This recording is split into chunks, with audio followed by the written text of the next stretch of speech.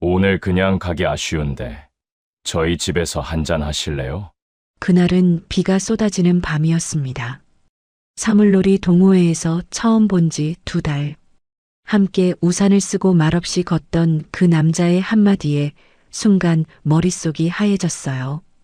이혼하고 5년 만에 남자와 단둘이 있게 된다는 게 믿기지 않았죠. 하지만 그땐 몰랐습니다. 그의 조심스러운 한마디가 제 인생을 다시 설레게 함과 동시에 상상조차 못한 배신과 눈물의 시작이 될 줄은요. 사랑 앞에서 사람이 얼마나 쉽게 무너질 수 있는지 지금부터 제 이야기를 들려드리겠습니다. 본격적으로 시작하기 전에 영상 오른쪽 아래 구독, 좋아요 눌러주세요. 모두 무료입니다. 저는 윤미선, 올해 48세입니다. 인천 부평구에서 작은 의류수선집을 운영하고 있어요. 이혼한 지 5년째, 처음엔 힘들었지만 어느덧 혼자 사는 게 익숙해졌습니다. 결혼 생활은 20년 넘게 했어요. 남편은 의류 사업을 했는데 잘 될 때도 있었지만 안 될 때가 더 많았죠. 빚이 쌓이기 시작했고 저는 생활비 벌려고 수선 일을 시작했어요. 처음엔 남의 집 수선집에서 일하다가 나중에 작은 가게를 차렸습니다. 그런데 남편은 변하지 않았어요. 사업 실패를 몇 번 반복하더니 어느 순간부터는 집에도 잘 안 들어왔죠. 술 마시고 늦게 들어오는 날이 많아졌고 나중엔 며칠 동안 연락이 안 될 때도 있었어요. 결정타는 다른 여자였습니다. 사업 파트너라고 소개했던 여자와 모텔에서 나오는 걸 제가 직접 봤거든요. 그날 밤 남편한테 말했죠. 우리 이혼해요.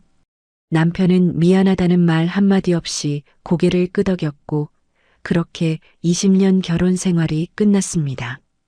이혼하고 나서는 정신없이 수선집에만 매달렸어요. 손님 받고 바느질하고 그렇게 5년을 보냈죠. 아침에 일어나 수선집 문을 열고 손님들 옷을 고치고 저녁엔 TV 켜놓고 잠드는 게 제 일상이었습니다. 딱히 외롭다는 생각은 안 했어요. 그냥 다들 그렇게 사는 거라고 여겼으니까요. 그런데 어느 날 제 유일한 친구 수진이가 수선집에 들어오더니 한숨을 푹 쉬는 거예요. 야, 미선아, 너 이러다가 사람 냄새도 까먹겠다. 무슨 소리야? 나 매일 손님들 만나는데. 그게 만남이야? 옷 고쳐주고 돈 받는 게? 너 예전에 학생 때 사물놀이 동아리에서 장구 쳤다고 하지 않았어? 수진이 말에 저는 잠깐 멈칫했습니다. 학창 시절 사물놀이 동아리. 까맣게 잊고 있었던 기억이 갑자기 떠올랐어요. 땀 흘리며 장구를 치던 그때 신명나게 웃던 제 모습, 친구들과 그저 행복하기만 했던 그 시간들, 언제부터인가 그런 제 모습은 사라져버렸더군요. 맨날 이렇게 우울하게 혼자 있지 말고 사물놀이 동호회 다시 해보는 건 어때? 나 요즘 문화센터에서 총무 보고 있거든. 같이 가자. 응? 나 그런 거 할 나이 지났어. 무슨 소리야? 거기 우리 같은 사람들 천지야. 수진이는 제 팔을 잡아 끌다시피 했습니다. 사실 거절할 이유도 없었어요. 매일 똑같은 하루를 보내는 것보다는 뭔가 해보는 게 나을 것 같았거든요. 그렇게 저는 수진이 손에 이끌려 부평구 문화센터 사물놀이 동호회에 등록했습니다. 첫 연습날 문화센터 3층 연습실 문을 열었을 때의 그 느낌을 잊을 수가 없어요. 장구 소리, 징소리, 북소리가 복도까지 울려 퍼지고 있었습니다. 가슴이 두근거렸어요. 이상하게도 설렜습니다. 문을 열고 들어서자 6명 정도 되는 사람들이 악기 앞에 앉아 있었어요. 50대, 60대로 보이는 분들이었죠. 어서 와, 미선아. 여기 앉아. 수진이가 장구 앞 자리를 가리켰습니다. 조심스럽게 앉아서 장구채를 손에 쥐는 순간 이상한 감각이 돌아왔습니다. 몸이 기억하고 있더군요. 30년도 더 된 일인데 손이 알아서 움직였어요. 그때였습니다. 제 맞은편에서 징을 잡고 계시던 분이 고개를 드는 게 보였어요. 박창수, 나중에 알게 된 이름이지만 그때는 그냥 징 치시는 분이었죠. 50대 중반쯤 되어 보이는 남자분이었는데 말수가 적어 보였어요. 크게 웃거나 떠들지 않고 조용히 자기 자리를 지키는 타입. 그분이 저를 한번 쳐다봤는데 눈이 마주쳤습니다. 순간 제 심장이 쿵 하고 내려앉는 느낌이 들었어요. 뭐지, 이 느낌은? 이혼하고 5년 동안 단 한 번도 남자를 남자로 본 적이 없었습니다. 그냥 손님이거나 지나가는 사람이거나 아니면 아무것도 아니었죠. 그런데 이 사람은 달랐어요. 왜인지 모르겠는데 자꾸 눈이 갔습니다. 자, 그럼 시작해 볼까요? 오늘은 기본 장단부터 천천히 가겠습니다. 동호회 회장님이 박자를 세기 시작했고 저는 정신을 차리며 장구채를 들었습니다. 덩, 덕, 쿵, 덕, 쿵. 장단이 시작되자 제 손은 자연스럽게 움직였어요. 창수 씨의 징소리가 제 장구 소리와 맞물렸습니다. 신기하게도 우리 둘의 박자가 딱 맞아떨어지더군요. 마치 오래전부터 같이 쳐온 것처럼요. 연습이 끝나고 쉬는 시간, 창수 씨가 제 옆으로 다가왔습니다. 처음이신데 장구를 잘 치시네요. 아, 학생 때 풍물 동아리 했었어요. 그러셨구나. 저는 박창수라고 합니다. 반갑습니다. 전 윤미선이에요. 짧은 인사였지만 그 순간이 이상하게 길게 느껴졌습니다. 창수 씨는 말을 많이 하는 분은 아니었어요. 그냥 필요한 말만 하는 스타일이었죠. 그런데 그게 오히려 편했습니다. 그날 이후로 저는 일주일에 2번, 화요일과 목요일마다 문화센터에 갔어요. 수선집일을 일찍 마무리하고 서둘러 준비했습니다. 거울 한 번 더 보게 되고 옷도 신경 쓰게 되더군요. 이게 뭔가 싶었지만 부정할 수 없었습니다.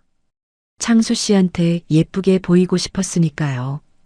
연습을 거듭할수록 창수 씨와 저는 자연스럽게 가까워졌습니다. 처음엔 그냥 인사만 나누다가 연습 끝나고 물 한 잔 같이 마시게 되고 나중엔 문화센터 앞 커피숍에서 차 한 잔 하는 사이가 됐어요. 미선 씨는 어떤 일 하세요? 창수 씨가 커피잔을 건네며 물었습니다. 부평역 근처에서 의류수선집해요. 창수 씨는요? 전 아파트 시설관리 일해요. 낡은 곳 보수하고 정기 점검하고 그런 일이죠. 힘드시겠어요. 이제 익숙해져서 괜찮아요. 미선 씨도 수선 일하시면 손 많이 쓰시겠는데요? 그렇죠. 하루 종일 바느질하다 보면 손가락이 아플 때도 있어요. 그래도 제 손으로 뭔가 고쳐서 손님들이 좋아하시면 보람 있어요. 미선 씨도요? 저도 그래요. 고장난 거 고쳐드리면 입주민들이 고맙다고 하실 때요. 우리는 눈을 마주보고 웃었어요. 비슷한 마음으로 일하고 있다는 게 신기했습니다. 동호회는 어떻게 오시게 됐어요? 창수 씨가 물었을 때 이혼 얘기를 꺼내야 하나 말아야 하나 커피잔을 만지작거리며 잠깐 망설였습니다. 그런데 이상하게 이 사람한테는 숨기고 싶지 않더군요. 친구가 억지로 끌고 왔어요. 혼자 궁상 떨지 말고 사람들 좀 만나라고요. 저 이혼했거든요. 5년 됐어요. 창수 씨는 놀라거나 불편해하지 않았습니다. 그냥 조용히 고개를 끄덕이더니 한참 뒤에 입을 열었어요. 저는 7년 전에 아내를 보냈습니다. 백혈병이었어요. 처음엔 정말 힘들었는데 이제는 좀 괜찮아요. 그래도 가끔 집에 혼자 있으면 너무 조용해서요. 그래서 이런 데 나오게 됐죠. 우리는 서로의 아픔을 깊이 파고들지 않았습니다. 그냥 혼자라는 사실만 공유했어요. 그것만으로도 충분했습니다. 그래도 징치실 때는 표정이 밝으세요. 그래요? 저도 모르게 그런가 봐요. 장단만 들리면 몸이 먼저 반응해요. 창수 씨가 처음으로 웃었어요. 입꼬리가 살짝 올라가는 정도였지만 그 미소가 왜 그렇게 따뜻해 보이던지요. 그렇게 한 달쯤 지났을 때 동호회에서 요양원 봉사 공연을 가기로 했습니다. 부평구에 있는 한 요양원 어르신들 앞에서 사물놀이를 해드리는 거였죠. 다들 신이 나서 준비했어요. 저도 오랜만에 뭔가 설레는 기분이 들었습니다. 어르신들이 하나둘 휠체어를 타고 지팡이를 짚고 들어오셨는데 우리를 보며 환하게 웃으시는 모습에 괜히 가슴이 뭉클했어요. 자, 시작하겠습니다.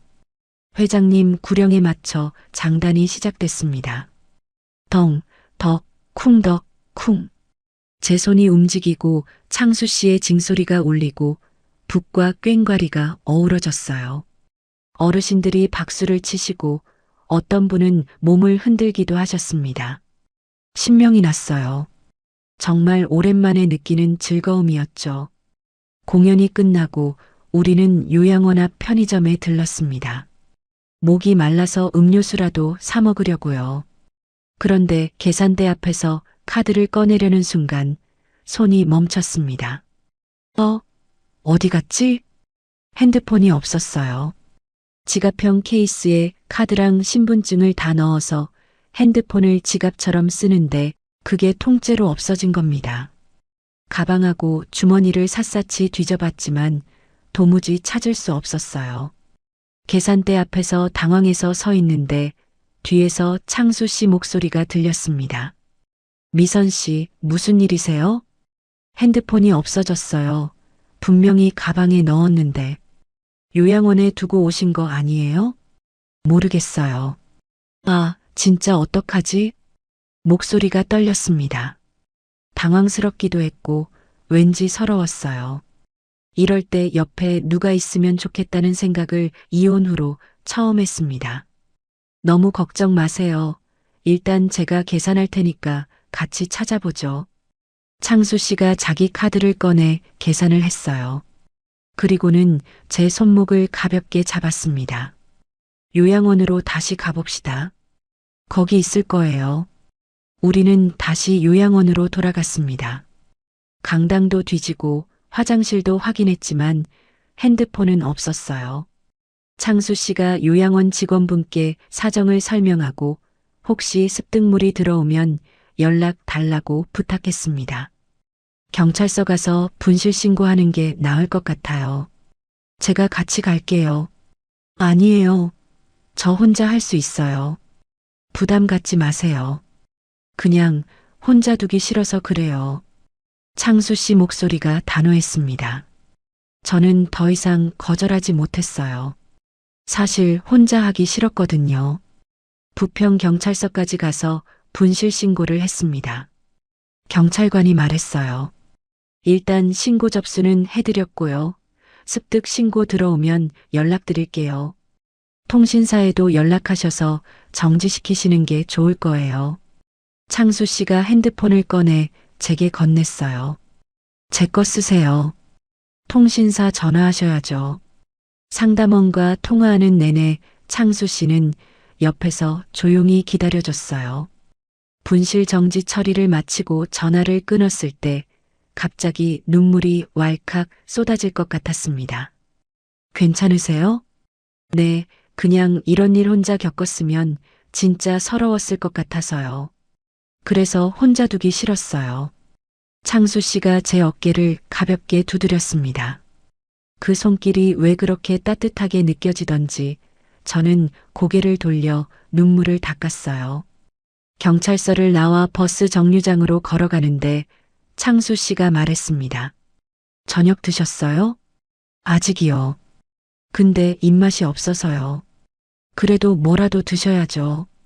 국밥이라도 한 그릇 하시죠. 제가 살게요. 아니에요, 제가. 오늘은 제가 살게요. 다음에 핸드폰 찾으시면 그때 한턱 내세요. 창수 씨 말투가 부드러웠지만 거절할 수 없는 느낌이었어요. 저는 고개를 끄덕였습니다. 우리는 경찰서 근처 국밥집에 들어갔어요. 창수 씨가 순대국밥 2개를 주문했습니다. 오늘 정말 감사했어요. 혼자였으면 어쩔 뻔했는지. 별 말씀을요, 당연한 거죠. 국밥이 나왔고 우리는 마주 앉아 숟가락을 들었어요. 뜨끈한 국물을 한 입 마시니까 속이 좀 풀리는 것 같았습니다. 그나저나 핸드폰 찾을 수 있을까요? 요양원에서 연락 올 거예요. 아마 강당 어딘가에 있을 겁니다. 그랬으면 좋겠어요. 바로 그때 국밥을 먹던 창수 씨 입가에 고춧가루가 묻은 게 보였습니다. 저는 무심코 휴지를 뽑아서 창수 씨 입가를 닦아주려다가 순간 손이 멈췄어요. 내가 지금 뭐 하는 거지? 창수 씨도 움찔했습니다. 아, 죄송해요. 고춧가루가 묻어서. 아, 감사합니다. 창수 씨가 휴지를 받아 스스로 입가를 닦았어요. 어색한 침묵이 흘렀습니다. 저는 고개를 숙이고 국밥만 떠먹었어요. 밥을 다 먹고 나왔을 때 밖에 비가 내리고 있었습니다. 우산 없으신데 어떡하죠? 이 정도는 괜찮아요. 그러지 말고 제 우산 같이 쓰시죠. 창수 씨가 우산을 펼쳤습니다. 그리고 제 어깨를 가볍게 감싸며 우산 안으로 들어오라고 했어요. 저는 머뭇거리다가 그의 옆으로 바짝 붙어 섰습니다. 버스 정류장까지 걸어가는 동안 우리는 말이 없었어요. 그냥 나란히 걸었습니다. 버스 정류장에 도착했을 때 창수 씨가 말했습니다. 번호 알려주세요. 네. 집 전화번호요. 핸드폰 없으시잖아요. 핸드폰 찾았다고 연락 오면 제가 미선 씨한테 연락드릴게요. 아, 네. 저는 집 전화번호를 알려줬어요. 창수 씨가 핸드폰에 저장하는 걸 보면서 이상한 기분이 들었습니다. 뭔가 연결된 것 같은 느낌이요. 그럼 조심히 들어가세요. 네, 창수 씨도요. 오늘 정말 고마워요. 버스를 타고 집으로 돌아오는 내내 창수 씨 생각이 났습니다. 입가를 닦아주려던 제 손, 우산 아래 함께 걸었던 그 시간, 어깨에 닿았던 그의 체온. 집에 도착해서 현관문을 열고 들어서니 텅 빈 거실이 보였어요. 불을 켜고 소파에 앉았습니다. 핸드폰이 없으니 뭘 해야 할지 모르겠더군요. TV를 켰다가 껐다가 반복했어요. 그때 집 전화기가 울렸습니다. 시계를 보니 밤 9시였어요. 여보세요? 미선 씨, 저 창수예요. 심장이 쿵 했습니다. 네, 창수 씨. 요양원에서 연락 왔어요. 핸드폰 찾았대요. 정말요? 다행이네요. 내일 제가 찾아다 드릴게요. 요양원이 저희 집이랑 가까워서요. 내일 동호회 있잖아요. 그때 드릴게요. 그럼 감사합니다. 잠시 침묵이 흘렀어요. 뭔가 더 하고 싶은 말이 있는 것 같았지만 우리 둘 다 말을 꺼내지 못했습니다. 그럼 내일 봬요. 네, 내일 뵙겠습니다. 전화를 끊었지만 수화기를 한참 들고 있었어요. 입가에 미소가 번졌습니다. 핸드폰을 잃어버려서 불안했던 하루였는데 이상하게도 마음은 따뜻했어요. 다음 날 동호회에 갔을 때 창수 씨가 제 핸드폰을 건네줬습니다. 여기 있어요. 확인해 보세요. 고마워요, 정말. 핸드폰을 받아들면서 우리 손가락이 스쳤어요. 짧은 순간이었지만 전기가 통하는 것 같았습니다. 그날 이후로 창수 씨와 저는 연락처를 교환했어요. 처음엔 그냥 가끔 안부 문자를 주고받는 정도였는데 점점 자주 연락하게 됐습니다. 오늘 수선집 일 많으셨어요? 그럭저럭이요. 창수 씨는요? 저도 하루 종일 정신 없었어요. 아침에 일어나면 창수 씨한테서 온 문자가 있었고 저녁에 일 마치고 나면 또 문자가 왔어요. 별것 아닌 일상 얘기였지만 그게 좋았습니다. 누군가 제 하루를 궁금해하고 누군가의 하루에 제가 있다는 게요. 한 달쯤 지났을 때였습니다. 미선 씨, 이번 주 토요일에 시간 되세요? 토요일요? 특별한 일 없는데요. 같이 산책 좀 하실래요? 날씨도 좋다는데. 산책, 그 단어가 왜 그렇게 설레게 들리던지요. 좋아요. 토요일 오후 우리는 부평공원에서 만났습니다. 창수 씨가 먼저 와서 기다리고 있었어요. 평소 동호회에서 입던 사물놀이 복장이 아니라 깔끔한 셔츠에 청바지를 입고 있더군요. 제 모습을 보고 살짝 미소 지었습니다. 오셨네요. 죄송해요. 제가 늦었나요? 아니요. 제가 일찍 왔어요. 우리는 나란히 공원 산책로를 걸었어요.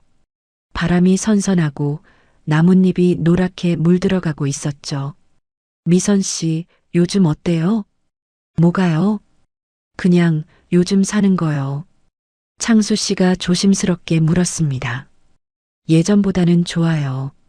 동호회 다니면서 사람들도 만나고 그러니까 덜 외롭더라고요. 저도요. 창수 씨도요?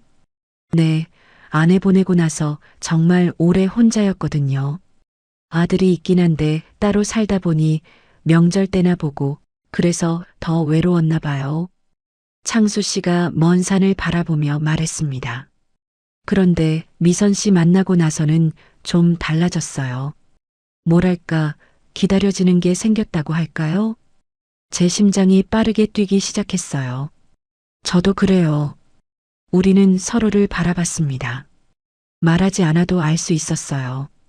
우리 사이에 뭔가 시작되고 있다는 걸요. 전 창수 씨와 공원 벤치에 앉아 한참을 이야기했습니다. 젊었을 때 얘기, 결혼 생활 얘기, 힘들었던 시간들. 창수 씨는 아내를 간병하던 시절 얘기를 꺼냈어요.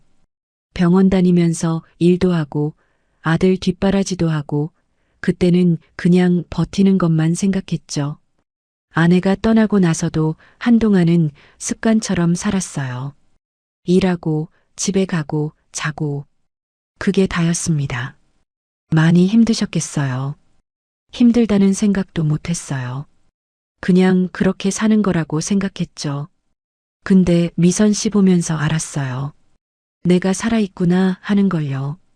창수 씨 목소리가 떨렸습니다. 저는 그의 손을 가만히 잡았어요.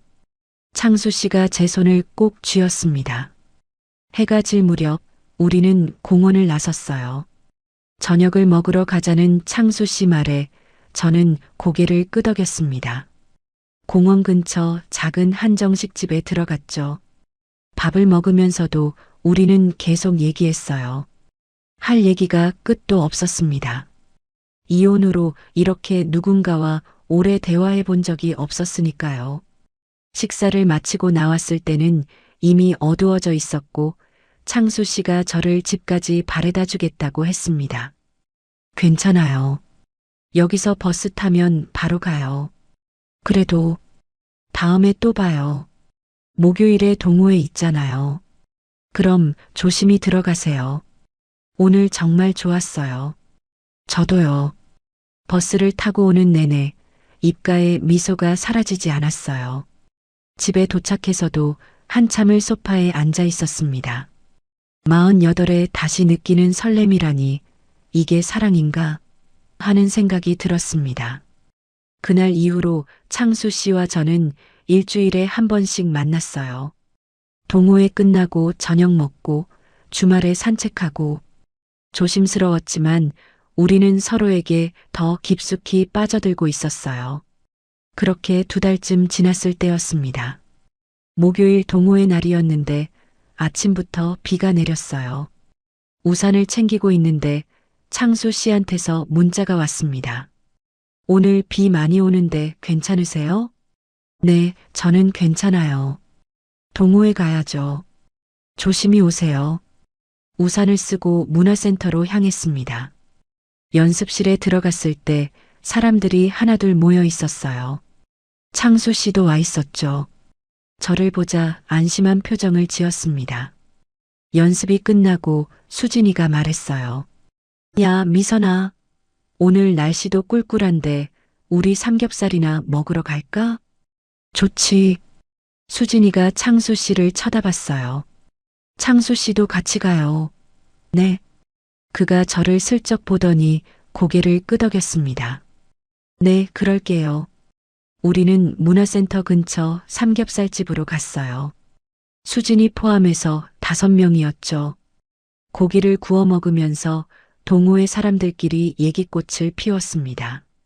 저는 창수 씨 옆자리에 앉았어요. 바로 그때 테이블 아래에서 창수 씨가 제 손을 살짝 잡았습니다. 가슴이 뛰었어요. 식사가 끝나고 사람들이 하나둘씩 집으로 돌아갔습니다. 수진이가 마지막으로 인사하며 나갔어요. 미선아, 먼저 간다. 조심히 가. 그래, 잘 가. 식당 밖으로 나왔을 때 비는 여전히 내리고 있었습니다. 창수 씨가 우산을 펼쳤어요. 같이 쓰시죠. 저는 고개를 끄덕이고 우산 아래로 들어갔습니다. 창수 씨 어깨에 제 어깨가 닿았어요. 저 미선 씨. 네. 오늘 이렇게 끝내기 너무 아쉬운데요. 창수 씨가 걸음을 멈추고 저를 바라봤습니다. 저기 괜찮으시면 저희 집에서 한 잔 더 하실래요? 순간 심장이 멎는 줄 알았어요. 잠시 머릿속이 복잡했지만 마음은 이미 정해져 있었죠. 네, 좋아요. 우린 택시를 타고 창수 씨 집이 있는 부천으로 향했습니다. 두렵기도 했고 설레기도 했어요. 들어오세요. 창수 씨가 제 외투를 받아 옷걸이에 걸었어요. 저는 신발을 벗고 안으로 들어갔습니다. 앉으세요. 커피 끓일게요. 제가 도와드릴게요. 창수 씨가 커피포트에 물을 받고 저는 찬장에서 컵을 꺼냈어요. 마치 오래전부터 이렇게 해온 것처럼 자연스러웠습니다. 커피를 끓이는 동안 창수 씨가 제 뒤에 섰어요. 거친 숨소리가 들렸고 창수 씨 손이 제 어깨에 가만히 닿았습니다. 미선 씨. 네. 괜찮으세요? 저는 천천히 돌아섰고 창수 씨와 눈이 마주쳤습니다. 숨결이 느껴질 정도로 거리가 가까웠어요. 네, 괜찮아요. 창수 씨가 제 손을 잡았습니다. 따뜻했어요. 우리는 그렇게 한참을 서 있었습니다. 커피는 식탁 위에 그대로 놓여 있었어요. 우리는 거실 소파에 나란히 앉았습니다. 창수 씨가 제 손을 계속 잡고 있었죠. 사실 오늘 이러려고 부른 건 아니에요. 저도 알아요. 그냥 이렇게 미선 씨를 보내기 싫었어요. 저도요. 우리는 서로를 바라봤어요.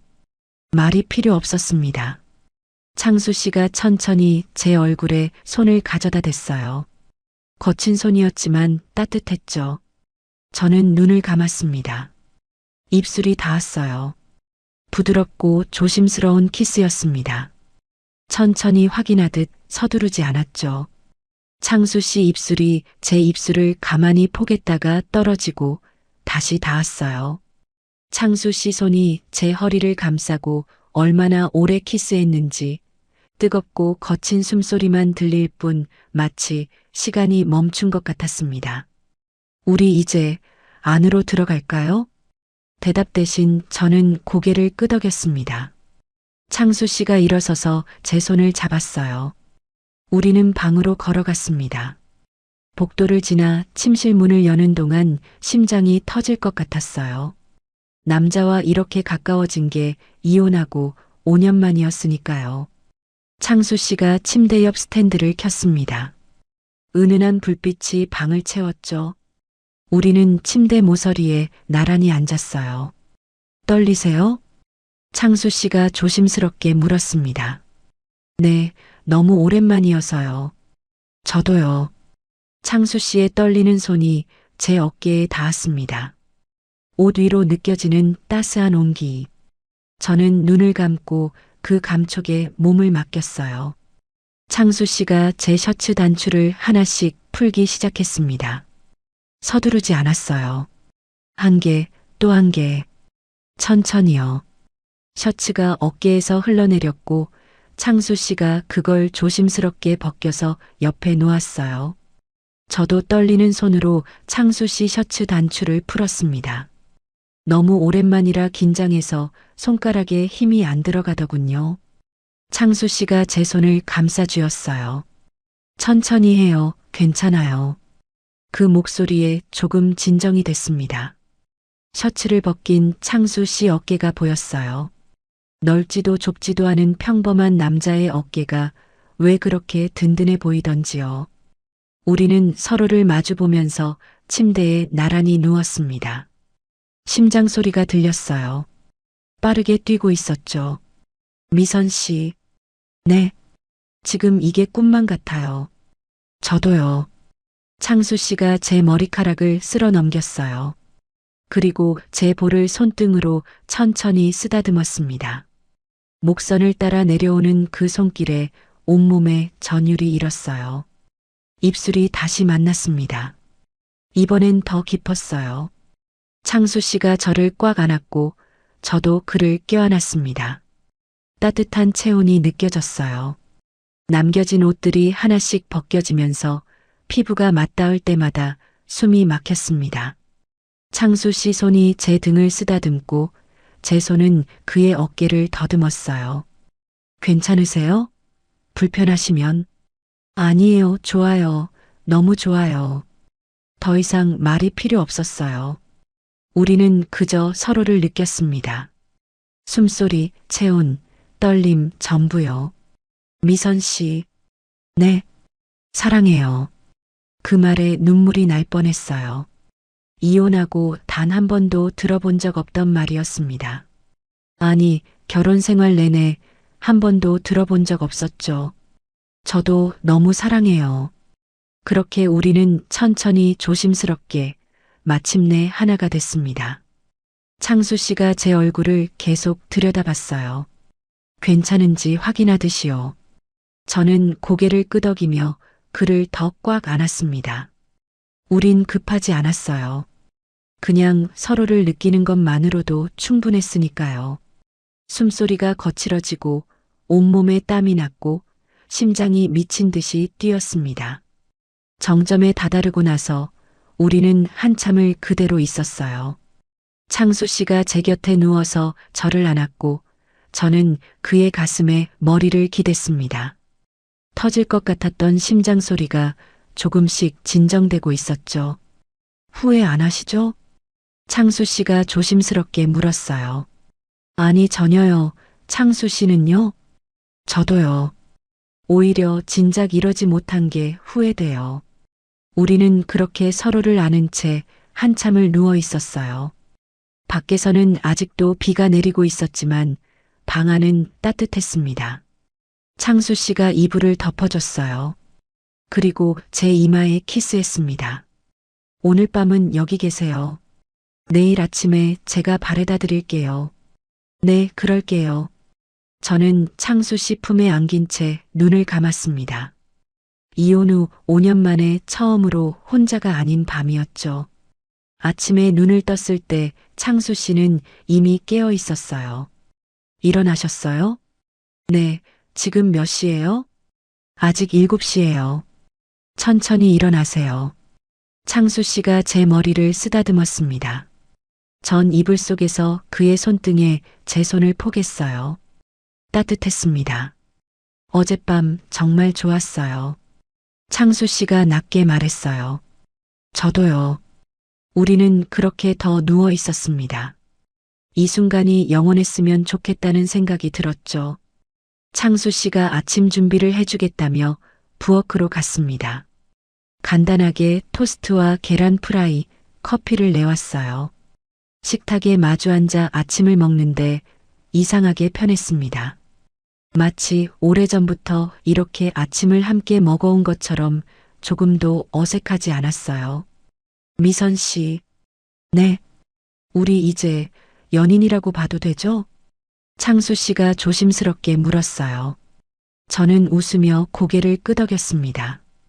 당연하죠. 그럼 앞으로 자주 만나요. 주말마다요. 좋아요. 그날 이후로 창수 씨와 저는 연인이 됐습니다. 하지만 조심스러웠어요. 괜히 소문나면 불편할 것 같아 동호회 사람들한테는 비밀로 했죠. 그래서 동호회에서는 평소처럼 행동했습니다. 그냥 회원끼리 대하듯이요. 하지만 연습 끝나고 헤어질 때면 눈빛으로 인사를 나눴습니다. 우리 나중에 봐요. 그런 뜻이었죠. 데이트는 주로 평일 낮에 했어요. 사람들 눈에 띄지 않는 곳으로요. 외곽 산책로, 재래시장, 조용한 동네 식당. 창수 씨가 쉬는 날이면 부평으로 와서 저를 만났고, 제가 수선집 일찍 닫는 날이면 부천으로 갔습니다. 정말 말로 표현할 수 없을 정도로 행복한 시간들이었어요. 하지만 이 행복이 얼마나 빨리 산산조각 나게 될지 그때는 몰랐습니다. 한 달쯤 지났을 때 창수 씨 집에서 저녁을 먹기로 했어요. 제가 장을 봐서 갔습니다. 된장찌개 끓여주고 싶었거든요. 오늘 제가 요리할게요. 그래요? 고마워요. 저는 부엌에서 된장찌개를 끓이고 창수 씨는 밥상을 차렸어요. 두부 썰고 호박 썰고 된장 풀고 익숙한 손놀림이었죠. 오랜만에 누군가를 위해 밥을 하니까 기분이 좋았어요. 냄새 좋은데요. 창수 씨가 뒤에서 제 허리를 살짝 안았어요. 저는 웃으며 국자로 간을 봤습니다. 거의 다 됐어요. 밥 좀 퍼주세요. 네. 우린 밥상을 차리고 마주 앉았어요. 창수 씨가 된장찌개를 한술 떠서 입에 넣더니 눈을 감았습니다. 정말 맛있어요. 입맛에 맞으시다니 다행이에요. 아내가 살아있을 때도 이렇게 된장찌개 끓여줬었는데 딱 그 맛이 나요. 창수 씨 목소리가 잠깐 잠겼어요. 저는 그의 손을 잡았습니다. 좋은 기억이시죠? 네, 좋은 기억이에요. 미선 씨가 그런 기억을 다시 떠올리게 해주시네요. 그렇게 밥을 먹고 있는데 갑자기 초인종이 울렸습니다. 띵동. 창수 씨 표정이 굳어지더니 잠깐 멈칫했어요. 누구세요? 인터폰으로 물었지만 대답이 없었습니다. 다시 초인종이 울렸어요. 띵동, 띵동. 잠깐만요. 창수 씨가 현관으로 갔습니다. 저는 뒤따라갔어요. 뭔가 불길한 느낌이 들었거든요. 창수 씨가 문을 여는 순간 중년 여자가 문을 확 밀치고 들어왔습니다. 50대쯤 되어 보이는 파마머리에 화장을 진하게 한 여자였어요. 야, 이년아. 지금 내 남편하고 뭐 하는 짓이야? 여자가 소리치며 제게 손가락질했습니다. 저는 그 자리에 얼어붙었어요. 뭐라고요? 너 귀 먹었어? 이 사람 내 남편이라고. 머리가 하얘졌습니다. 남편? 창수 씨가 결혼했다고? 아니에요, 이분은. 창수 씨가 말하려 했지만 여자가 손을 휘둘렀어요. 입 닥쳐. 지금 이 상황에서 무슨 변명하려고? 여자가 현관 안으로 더 들어왔습니다. 거실을 둘러보더니 식탁 위에 밥그릇들을 봤어요. 얼씨구 이것들 봐라. 둘이 저녁까지 먹었네? 얼마나 다정하게 먹었어? 잠깐만요. 무슨 말씀이세요? 여자가 저를 노려봤습니다. 당신, 이 남자가 여자 때문에 문제 생긴 게 한두 번인 줄 알아? 맨날 이런 식이라고. 집에는 안 들어오고 바깥에서 맨날 여자들 만나고. 여자들? 그만하세요. 창수 씨가 소리쳤어요. 하지만 여자는 멈추지 않았습니다. 돈은 안 갚으면서 그새 여자는 또 꼬셨어? 3천만 원은 언제 갚을 건데? 3천만 원이라는 그 숫자가 귀에 꽂혔어요. 결혼한 사람, 여자 문제, 돈. 모든 게 한꺼번에 무너지는 느낌이었습니다.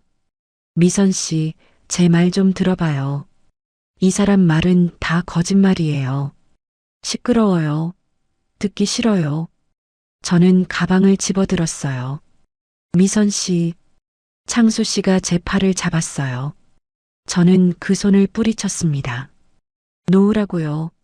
손 치워요. 이건 오해예요. 제가 다 설명할게요. 설명은 됐어요. 이 여자한테 충분히 들었어요. 저는 현관문을 열고 나가 계단을 뛰어내려갔어요. 뒤에서 창수 씨가 쫓아오는 소리가 들렸지만 돌아보지 않았습니다. 미선 씨, 윤미선, 제발. 창수 씨 목소리가 계단 아래까지 들렸지만 저는 멈추지 않았어요. 빌라 밖으로 나왔을 때 다리에 힘이 풀리면서 그대로 주저앉았습니다. 눈물이 났어요. 이혼할 때 그 배신감이 다시 밀려왔습니다. 믿었던 사람한테 뒤통수 맞는 그 기분을 5년 만에 다시 느끼게 되다니. 핸드폰이 울렸어요. 창수 씨였습니다. 저는 전화를 끊었어요. 다시 울렸고 또 끊었습니다. 문자가 왔어요. 미선 씨, 제발 전화 받아주세요.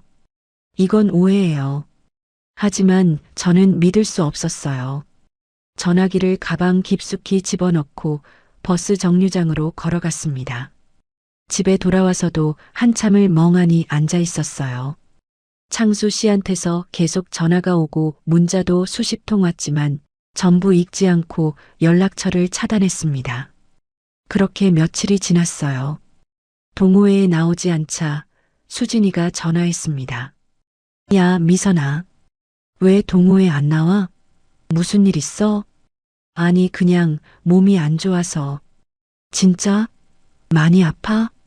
응, 좀 쉬어야 할 것 같아. 그래, 푹 쉬어. 나중에 보자. 그날 이후 전 일부러 수선집 일에만 몰두했어요. 손님 맡고 옷 고치고 그게 다였습니다. 밥맛도 없었고 잠도 안 왔어요. 하지만 창수 씨 생각이 자꾸 났습니다. 화가 났다가 슬펐다가 또 그리웠다가 감정이 오락가락했어요. 그 사람 말이 진짜일까? 아니면 여자 말이 진짜일까? 머릿속이 너무 복잡했어요. 창수 씨를 믿고 싶었지만 사람에게 또다시 상처를 받는다는 게 너무 무서웠습니다. 일주일쯤 지났을 때 수선집에 손님이 들어왔어요. 60대쯤 되어 보이는 여자분이었죠. 어서 오세요. 안녕하세요. 바지 단 좀 줄이려고 하는데요. 네, 입어보시고 어디까지 줄일지 표시해 드릴게요. 손님이 바지를 갈아입고 나왔어요. 저는 줄자를 들고 단을 재기 시작했습니다. 그때 손님이 조심스럽게 물었어요. 저기 혹시 박창수 씨랑 아는 사이세요? 손이 멈췄습니다. 고개를 들어 손님을 봤어요. 아니, 그걸 어떻게? 갑자기 놀래켜서 죄송해요. 전 이복순이라고 해요. 창수 씨가 예전에 일하시던 아파트 입주민이었어요. 심장이 쿵 내려앉았습니다. 그분이 우리 아파트에서 시설관리 일하실 때 저를 살려주셨어요. 살려주셨다고요? 제가 3년 전쯤에 집 앞에서 쓰러진 적이 있어요. 혼자 사는데 갑자기 심장이 이상해지더니 정신을 잃었죠. 그때 마침 창수 씨가 아파트 순찰 중이었는데 쓰러져 있는 저를 보고 달려와서 응급처치를 해주셨어요. 이복순 씨가 가슴에 손을 얹으며 말을 이었습니다. 의사 선생님이 그러시더라고요. 조금만 늦었어도 큰일 날 뻔했다고. 창수 씨 덕분에 제가 이렇게 살아있을 수 있었어요. 저는 말없이 듣고 있었습니다. 그 뒤로 창수 씨한테 너무 고마워서 뭐라도 해드리고 싶었는데 그분은 아무것도 받으려 하지 않으시더라고요. 당연한 일 했을 뿐이라면서요. 이복순 씨가 잠깐 머뭇거리더니 조심스럽게 말했습니다. 그런데 며칠 전에 우연히 아파트 주민한테서 전해 들었어요. 창수 씨가 요즘 여자분 때문에 힘들어 하신다고요. 중년 여자가 찾아와서 난리를 쳤다는 얘기를요. 제 가슴이 철렁 내려앉았어요. 그 얘기 듣고 혹시나 싶어서 여기저기 알아봤는데 미선 씨가 창수 씨랑 만나시는 분이라는 걸 알게 됐고요. 그래서 이렇게 찾아왔습니다. 굳이 그렇게까지, 왜요? 창수 씨 은혜를 갚고 싶어서요. 그렇게 좋은 분이 억울하게 오해받는 걸 그냥 둘 수가 없었어요. 이복순 씨가 제 손을 잡았습니다. 미선 씨, 그 여자 말 믿지 마세요. 창수 씨 아내 아니에요. 그럼 도대체 누구예요? 돌아가신 아내분의 언니, 그러니까 처형이죠. 머릿속이 하얘졌습니다. 창수 씨 아내분이 돌아가시기 전에 병원비가 많이 들었대요. 그때 처가 식구들한테 돈을 빌렸다고 들었어요. 아내분 돌아가시고 나서도 창수 씨가 조금씩 갚아왔는데 그 처형이라는 사람이 계속 더 달라고 하면서 괴롭혔다고 해요. 그럼 여자 문제는요? 무슨 여자 문제요? 창수 씨는 아내분 돌아가시고 나서 단 한 번도 여자를 만난 적이 없어요. 우리 아파트 사람들 다 알아요. 그분이 얼마나 성실하고 조용하게 사시는지요. 미선 씨가 처음이에요. 눈물이 흘러내렸어요. 제가 울고 있다는 걸 그제야 알았습니다. 그 여자가 그럼 거짓말을? 네, 결국 돈 때문이죠. 창수 씨가 여자 만나면 돈 안 갚을까봐 그러는 거예요. 그래서 일부러 찾아가서 난리를 친 거고요.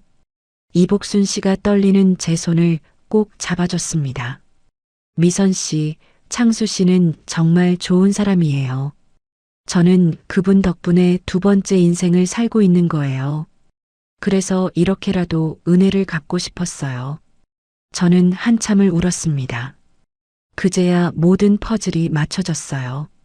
창수 씨가 왜 그렇게 말하려고 했는지, 왜 그렇게 붙잡으려 했는지, 배신이 아니라 휘말림이었다는 걸요. 저 정말 바보 같아요. 아니에요.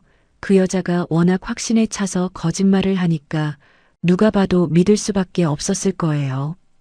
이복순 씨가 돌아가기 전에 제 손을 한 번 더 잡았습니다. 창수 씨 만나서 얘기해 보세요. 그분도 많이 힘들어하고 계실 거예요. 네, 정말 감사해요. 이복순 씨가 나간 뒤 저는 한참을 그 자리에 서 있었어요. 핸드폰을 꺼내 차단했던 창수 씨 전화번호를 해제했습니다. 그동안 창수 씨한테서 온 문자들이 수십 개였어요. 하나하나 읽어 내려갔습니다. 미선 씨, 정말 오해예요. 제발 전화 받아주세요. 그 사람은 제 처형인데 돈 때문에 저한테 계속 이러고 다녀요. 미선 씨한테 이런 일로 상처드려서 정말 죄송해요. 제 잘못이에요. 미리 말씀드렸어야 했는데. 미선 씨가 보고 싶어요. 사랑해요. 마지막 문자는 어젯밤에 온 거였어요. 미선 씨, 전 절대로 당신을 포기하지 않을 거예요. 언제까지라도 기다릴게요. 저는 핸드폰을 꼭 쥐고 눈을 감았습니다. 창수 씨가 얼마나 힘들었을까 생각하니 가슴이 아팠어요. 제가 전화도 안 받고 문자도 안 읽고 그렇게 일주일을 버텼을 그 사람이요. 수선집 문을 닫고 휴무 팻말을 걸었습니다. 그리고 부천으로 가는 택시를 탔어요. 창수 씨 빌라 앞에 도착했을 땐 해가 지고 있었습니다. 초인종을 누르려다가 손을 멈췄어요. 뭐라고 말하지? 미안하다고? 오해했다고? 고민하던 그때 문이 열리면서 창수 씨가 나왔습니다. 미선 씨? 창수 씨. 저는 그 자리에서 울음을 터뜨렸어요. 미안해요. 정말 미안해요. 미선 씨가 왜 미안해요? 제가 미리 말씀드렸어야 했어요. 아니에요. 제가 믿었어야 했는데 너무 바보 같았어요. 우리는 복도에서 한참을 안고 있었습니다. 안으로 들어가요. 창수 씨가 제 손을 잡고 방으로 들어갔어요. 문을 닫자마자 다시 저를 꼭 안았습니다. 정말이지 너무 보고 싶어서 미치는 줄 알았어요. 저도요. 이복순 씨 만나셨죠? 네, 그분이 다 얘기해 주셨어요. 죄송해요. 미리 말씀드렸어야 했는데. 처형이 가끔 이렇게 찾아와서 난리를 친다는 걸요. 그 사람이 어떻게 알고 온 거예요? 창수 씨가 한숨을 쉬었습니다. 처가 식구 중에 누군가가 우리 둘이 데이트하는 걸 봤나 봐요. 그리고 사진을 찍어서 처형한테 보낸 것 같아요. 사진을요? 네, 그날 처형이 핸드폰으로 사진을 보여주더라고요. 우리 둘이 부평공원에서 손잡고 걷는 사진이었어요. 누가 몰래 찍은 거죠? 제 등에 소름이 돋았어요. 그럼 우리 감시당한 거예요? 그런 셈이죠. 처가 쪽에서 제가 여자 만나면 돈 안 갚을까봐 계속 지켜본 것 같아요. 그래서 증거 잡으려고 사진까지 찍었나 봐요. 그럼 우리가 만난 걸 계속 알고 있었단 말이에요? 아마도요? 타이밍 봐서 터뜨린 거죠. 미선 씨 상처 주려고요. 창수 씨가 제 얼굴을 두 손으로 감싸 쥐었습니다. 미선 씨, 그럼 우리 다시 시작할 수 있을까요? 네, 이번엔 놓지 않을게요. 저도요. 우리는 뜨겁게 키스했어요. 일주일 만이었지만 1년처럼 느껴졌습니다. 그날 밤 우리는 오랫동안 이야기를 나눴어요. 창수 씨가 그동안 처형한테 얼마나 시달렸는지, 아내 병원비 때문에 빌린 돈을 갚으려고 얼마나 애썼는지 전부 들었습니다. 사실 거의 다 갚았고, 이제 300만 원 정도만 남았어요. 그럼 곧 끝나는 거네요? 네, 그런데 처형은 이것저것 이유를 붙여서 계속 더 달라고 해요. 그래서 이제는 법적으로 처리하려고요. 법적으로요? 변호사 선임했고 이번 주에 상담받기로 했어요. 미선 씨까지 상처받게 만들었으니 더 이상은 못 참겠어요. 창수 씨 목소리가 단호했습니다. 저 때문에 그러시는 거예요? 아니에요. 진작 했어야 했어요. 그냥 조용히 넘어가려고만 했던 제가 잘못한 거예요. 저는 창수 씨 손을 꼭 잡았습니다. 이제 혼자 아니에요. 제가 옆에 있을게요. 고마워요, 미선 씨. 일주일 뒤 창수 씨는 변호사와 함께 내용 증명을 보냈습니다. 더 이상의 금전 요구는 법적 대응을 하겠다는 내용이었죠. 그리고 남은 300만 원도 한꺼번에 갚아버렸습니다. 처형한테서 전화가 왔지만 창수 씨는 받지 않았어요. 문자도 왔지만 전부 무시했습니다. 변호사가 모든 연락은 법률사무소를 통해서만 하라고 통보했거든요. 한 달쯤 지났을 때 창수 씨가 부평법원 근처에 있는 카페에서 만나자고 했습니다. 왜 법원 근처에서 만나요? 오늘 처형하고 조정 신청하고 왔어요. 조정이요? 네, 더 이상 금전 요구 못하게 하려고요. 변호사가 이게 제일 확실한 방법이라고 하더라고요. 창수 씨가 서류 봉투를 보여줬어요. 조정 완료되면 더 이상 미선 씨한테 피해 안 갈 거예요. 고생하셨어요. 아니에요. 이렇게라도 정리해야 우리가 편하게 만날 수 있으니까요. 창수 씨가 제 손을 잡았습니다. 미선 씨. 네.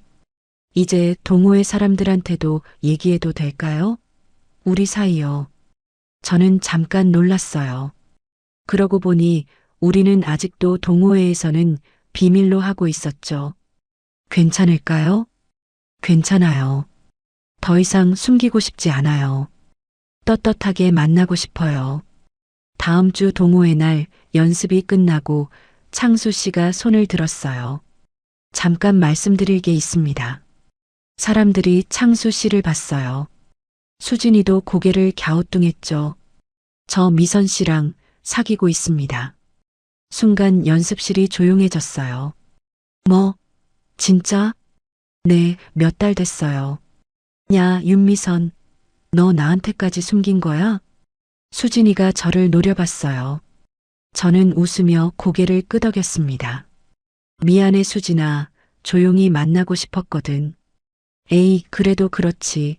친구한테도 말 안 했어? 하지만 수진이 얼굴엔 미소가 번지고 있었어요. 다른 회원들도 박수를 쳤습니다. 축하해요. 두 분 너무 잘 어울려요. 사람들이 진심으로 축하해줬어요. 부끄러웠지만 기분이 좋았습니다. 이제 숨기지 않아도 되니까요. 며칠 뒤 창수 씨한테서 전화가 왔습니다.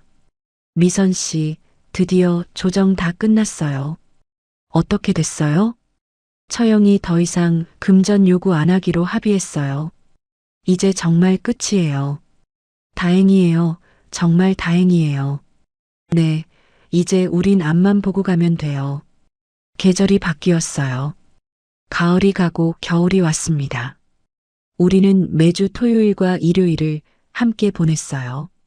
토요일은 창수 씨 집에서, 일요일은 제 집에서요.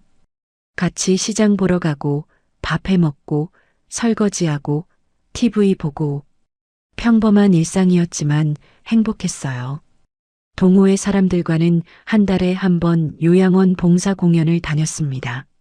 장구를 치면서 창수 씨의 징소리를 들을 때마다 가슴이 따뜻해졌어요. 창수 씨 아들 정우도 만났어요. 처음엔 어색했지만 정우가 먼저 손 내밀어 줬습니다. 아버지 행복하게 해주셔서 감사합니다. 아버지가 요즘 많이 웃으세요. 오랜만에 보는 모습이에요. 정우가 환하게 웃었어요. 그 모습이 창수 씨를 닮았더군요. 1년이 지나고 우리가 처음 만났던 그 계절, 다시 봄이 왔습니다. 어느 토요일 아침 창수 씨가 전화했어요. 미선 씨, 오늘 특별한 데 가고 싶어요. 어디요? 문화센터, 우리 처음 만났던 곳이요. 창수 씨가 문화센터 앞에서 작은 꽃다발을 들고 기다리고 있었습니다. 이거 미선 씨 드리려고요. 달콤한 향기가 물씬 풍기는 분홍색 장미였습니다. 우린 3층 연습실로 올라갔어요. 여기 앉아보세요. 저는 제가 처음 앉았던 장구 앞에 앉았어요.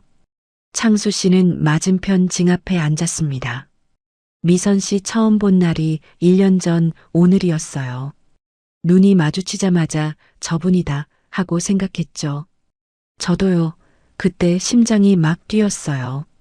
창수 씨가 장구채를 제게 건넸어요. 우리는 함께 장단을 쳤습니다. 1년 전처럼, 아니 그때보다 더 잘 맞았어요. 장단이 끝나고 창수 씨가 일어나 제게로 걸어와서 무릎을 꿇더니 주머니에서 반지가 담긴 작은 상자를 꺼냈어요. 미선 씨, 저랑 결혼해 주시겠어요? 창수 씨, 이제는 같이 살고 싶어요. 아침에 일어나서 미선 씨 보고 밤에 자기 전에 미선 씨 안고 자고 싶어요.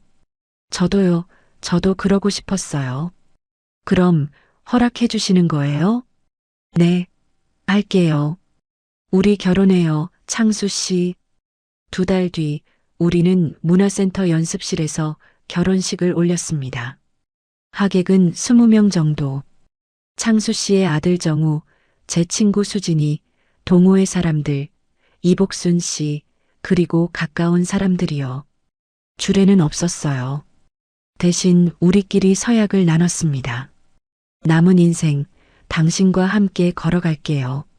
네, 같은 박자로요. 사람들이 박수를 쳤어요. 수진이는 울고 있었고 정우는 환하게 웃고 있었죠. 결혼 후 우리는 창수 씨 집에서 살기로 했어요. 매일 아침 일어나면 옆에 창수 씨가 있었습니다. 아침 먹고 출근하고 저녁에 같이 밥 먹고 평범한 일상이었지만 그게 좋았어요. 주말마다 동호회에 나갔고 한 달에 한 번 요양원 봉사 공연도 계속했습니다. 어르신들 앞에서 저희 부부예요 하고 소개할 때마다 뿌듯했어요. 어느 날 저녁 부평공원 벤치에 앉았어요. 우리가 처음 데이트했던 그곳이요. 미선 씨 행복해요? 네, 정말 행복해요. 창수 씨는요? 저도요. 다시 이렇게 행복할 수 있을 줄 몰랐어요. 창수 씨가 제 손을 잡았어요. 손가락에 낀 반지가 빛났습니다. 앞으로도 크고 작은 일들이 있겠지만 이제는 알아요. 함께라면 견딜 수 있다는 걸요. 하늘이 붉게 물들었습니다. 우리는 손을 꼭 잡고 노을을 바라봤어요. 여러분, 사랑의 늦은 때라는 건 없습니다. 다시 시작할 용기가 생기는 순간, 사랑은 언제든 다시 시작될 수 있어요. 우리에게 그 순간은 문화센터 연습실 문을 열었던 그날이었습니다. 여러분도 마음의 문을 활짝 열어두시는 건 어떨까요? 어디선가 여러분을 기다리는 사람이 있을지 모르니까요. 문화센터가 될 수도 있고, 시장이 될 수도 있고, 공원 벤치가 될 수도 있습니다. 중요한 건 다시 사람들 속으로 나가는 거예요. 여러분에게도 그런 날이 꼭 다가오리라 믿습니다. 영상이 도움이 되셨다면 좋아요와 구독 부탁드리고요. 주변에 비슷한 경험을 하신 분이 계시다면 이 영상을 공유해 주세요. 다음에도 더 좋은 이야기로 찾아뵙겠습니다. 시청해 주셔서 감사합니다.